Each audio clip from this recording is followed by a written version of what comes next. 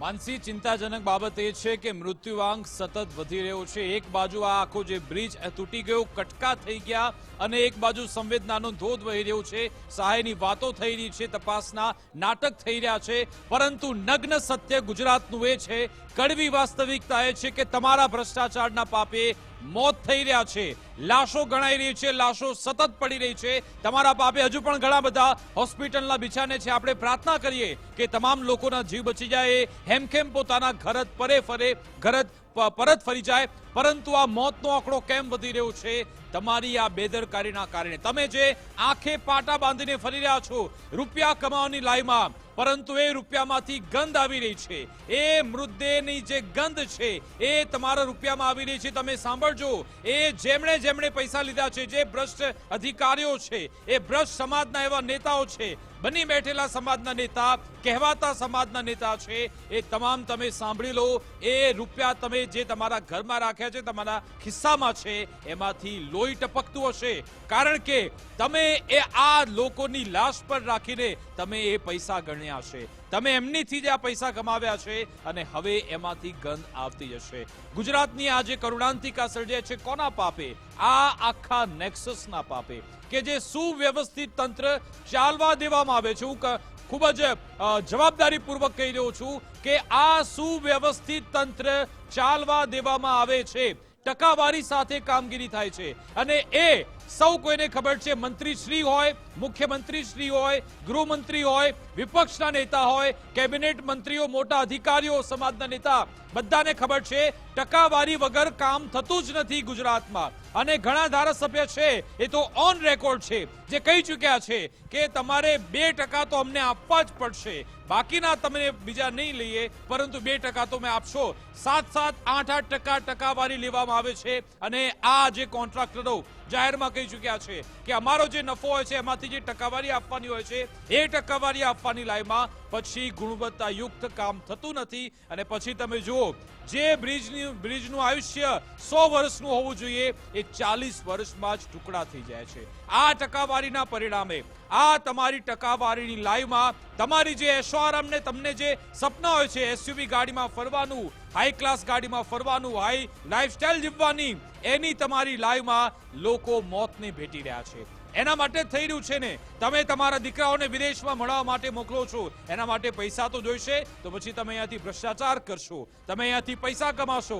તમારા આ ભ્રષ્ટાચારની લાઈમાં લોકો અત્યારે મરી રહ્યા છે, પરિવાર અત્યારે પરિવારનો આખો માળો વિખેરાઈ રહ્યો છે તમારા આ પ્રતાપે। અને તમે જવાબદારીપૂર્વક મીડિયાની સામે આવીને એવું કહો છો કે અમે નવો બ્રિજ બનાવવા માટેની દરખાસ્ત આપી દીધી છે, તો શું આ બ્રિજે ઉતાવળ કરી નાખ્યું તૂટવામાં કે ભાઈ સરકાર જ્યારે નવો બ્રિજ બનાવશે પણ ત્યાં સુધી આપણે ટકી રહીએ?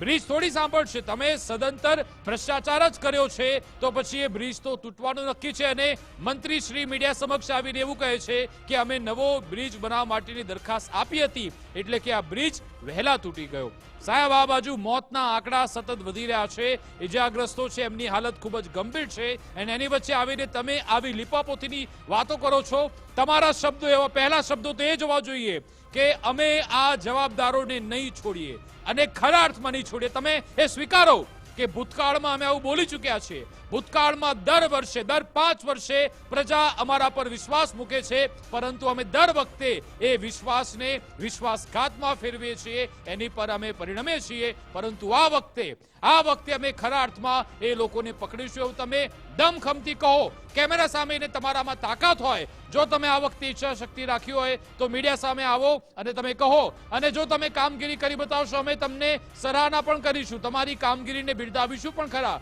પરંતુ જો તમે નહીં કરો તો સવાલ તો તમને પૂછવામાં આવશે જ, કારણ કે આ એક નાગરિકની વાત છે, એક જીવનનું કેવું મૂલ્ય છે। એ જે પરિવાર છે, એમના કેટલા સપના હશે આંખોમાં, એમનો કોઈ દીકરો હશે, કોઈ ભાઈ હશે, કોઈ બહેન હશે, કોઈ પિતા હશે, એક માસૂમ બાળક કે જે હજી આ દુનિયાને સમજવાનું, જેણે શીખવાની શરૂઆત કરી હતી, એ પણ આ પાણીમાં ડૂબીને મળી જાય છે તમારા પાપે। હવે તો આંખ ઉગાડો સાહેબ, હવે તો તમે જાગો। ક્યાં સુધી આંખે આ પાટા બાંધીને ફરતા રહેશો?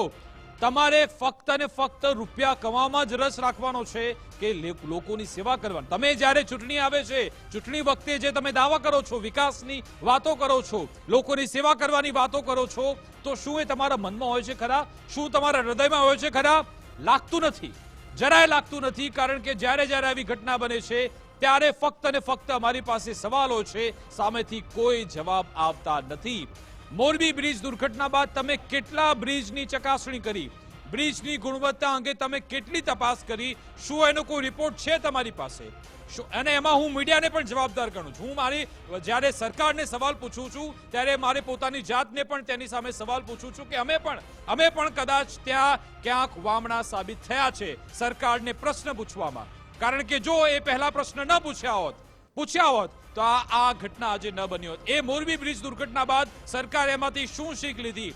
પ્રજા જે સવાલ ઉઠાવતી રહી, પ્રજા ચીસો પાડતી રહી, ત્યારબાદ તંત્રે શું એમાંથી કોઈ શીખ લીધી છે? નથી લીધી. અને વ્યવસ્થિત આવું ભ્રષ્ટાચારનું તંત્ર ચાલતું રહ્યું અને લોકોની લાશો પડતી રહી છે. આ સ્થિતિ ગુજરાતની આજની છે. આ ગુજરાત શું મેં બનાવ્યું છે? આ સવાલ તમે પોતાની જાતને પૂછી લો. કારણ કે વારંવાર આવો બનાવ બનતા રહે છે અને આ કોઈ કુદરતી મોત નથી, માનવ સર્જિત મોત છે. તમારા પ્રતાપે, તમારા પરાક્રમના કારણે આ મોત થઈ રહ્યા છે.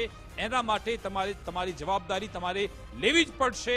અને જો જવાબદારી નહીં લો તો જનતામાં એ તાકાત છે કે જનતા સિંહાસન પણ હલાવી શકે છે. માનસી જી વિકાસ, બિલકુલ. એટલે જનતા પાસે તાકાત તો છે, પરંતુ જનતાને ગાંઠે કોણ છે? આ અધિકારીઓ એવા છે કે જો જનતા સવાલ પૂછવા જશે તો જનતાને માર પડશે. ગઈકાલે જેવી ઘટના ખેડામાંથી સામે આવી, જ્યાં ખરાબ રસ્તાને લઈને એક નિકુંજ પટેલ નામના શખ્સ વિડીયો બનાવે છે, વિડીયો લઈને જનપ્રતિનિધિને સવાલ કરે છે અને ત્યારબાદ એ જ ધારાસભ્યના જે મળતિયાઓ છે, સમર્થકો છે, જઈને આ પાટીદાર યુવકને ઢોર માર મારે છે. આવી પરિસ્થિતિ જો આપણા ગુજરાતની છે તો લોકો નેતાઓ પાસે શું આશા અપેક્ષા રાખશે? અને નેતાઓ તો છોડો, તંત્ર પાસે તો કોઈ આશા બચી જ નથી. કારણ કે તંત્રના કામ તો રસ્તા ઉપર સરા જાહેર દેખાય છે.